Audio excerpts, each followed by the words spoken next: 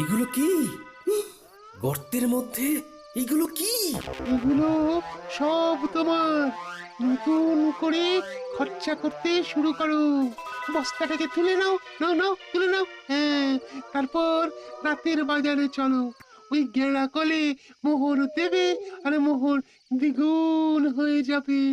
সুযোগ এসেছে দুকুকে ঘাট থেকে নামানো। একটা সোনার মোহর গর্তে ফেলে দিই। কি গো গোপাল, হলো? এই রে দুঃখু ভাই, বস্তা থেকে একটা সোনার মোহর গর্তের মধ্যে পড়ে গেল। দুঃখু ভাই, গর্তের মধ্য থেকে সোনার মোহরটা তুলে দেবে? এ বাবা, ভালো করে ধরতেও পারো না। দাঁড়াও দাঁড়াও, দেখছি। উহ, কি শান্তি!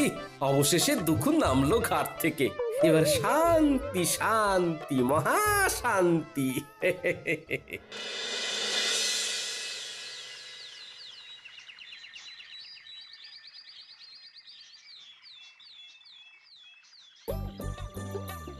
এই ঘটা, ওই দেখ গোপাল দাদা নাতি নাতনিদের নিয়ে বাজার করতে এসেছে। ওর তো আমাদের বাড়ির জঞ্জাল পরিষ্কার করার কথা ছিল। তাই তো, চল দেখি।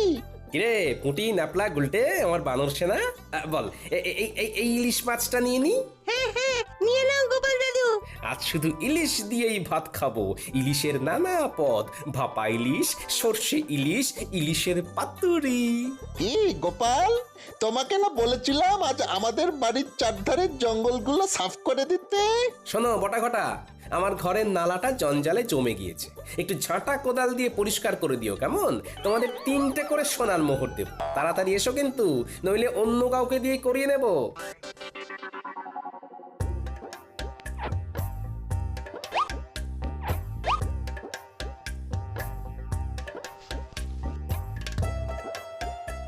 চল রে মানুষ না, আরো কত কি কেনার আছে। চল চল চল। চল চল মন্ত্রী মশাইকে খবর দিয়ে আসি। আয় আয় আয় আয় আয় কাকা, আয় বগা, আয় আয় আয় আয়। মন্ত্রী মশাই, কাকা বকা ছাড়ুন। ঘটনাটা ঘটনাটা যা ঘটার তা ঘটে গিয়েছে। কি কি হয়েছেটা কি?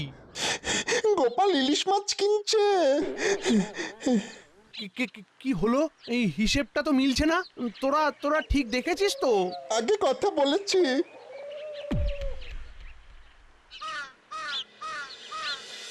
এই তো, আবার তোমাকে নিজের জায়গায় দেখতে পেয়ে খুব ভালো লাগছে। তা কি হয়েছিল গোপাল? বুদ্ধিতে এর কোনো ব্যাখ্যা নেই বিজ্ঞানী। একদিন রাতে রাজজ্যোতিষীর গলার আওয়াজ শুনে ঘুম থেকে উঠে বাইরে বেরোতেই পায়ের নিচে একটা লেবু পড়ে গেল, আর সাথে সাথে আমার ঘাড়ে একটা ভারী কি যেন একটা এসে বসে পড়লো। তারপর আর কিচ্ছু জানি না, বুঝলে। এখন কেমন লাগছে ঘর? হালকা ফাঁকা, নাইকো ভার।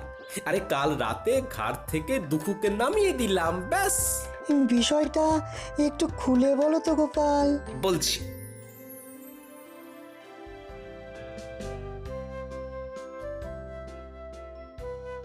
শুনেছেন মহারাজ, গোপাল আবার নিজের জায়গায় ফিরেছে। আমি গোপালের বাড়ি যাচ্ছি, আপনিও আসুন। দাঁড়াও দাঁড়াও দাঁড়াও, সকাল থেকে আমিও শুনছি। ব্যাপারটা কি জানতে হবে। চলো চলো, তোমার সাথে আমিও যাব। গোপালের কেনই বা ভাগ্য বিপর্যয় হলো, আর কি করেই বা সেখান থেকে সে বেরিয়ে এলো, এটা জানাটা খুব দরকার। চলুন।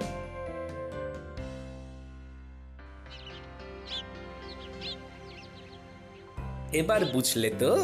দেখো, এইসব আমার বিশ্বাস হয় না, তবুও বলছি এর মধ্যে রাজজ্যোতিষের সাথে মন্ত্রী মশাইও আছেন। বাবা বাবা বাবা, তোমাকে দেখে কি ভালোই যে লাগছে। ফিরে এসেছো? গেলাম আর কোথায় যে ফিরে আসবো। কাঁধের ভারটাকে শুধু নামিয়ে দিলাম, ব্যাস, হালকা হলাম। কাঁধের ভার? কাঁধে কিরকম ভার ছিল তোমার? কই গো গোপাল, তোমাকে দেখি। আমি কি বলেছিলাম? গোপাল ঠিক নিজের জায়গা ফিরে পাবে। কি ব্যাপার হয়েছিল গোপাল, আমাকে বলো। কি আর বলবো মহারাজ, আমার ঘাড়ে বসেছিল দুঃখু। সে আমাকে সব বাজে রাস্তাগুলো দেখাচ্ছিল, আমাকে কপর দক্ষিণ করে দিয়েছিল। আমি এক্ষুনি গিয়ে আবার গর্ত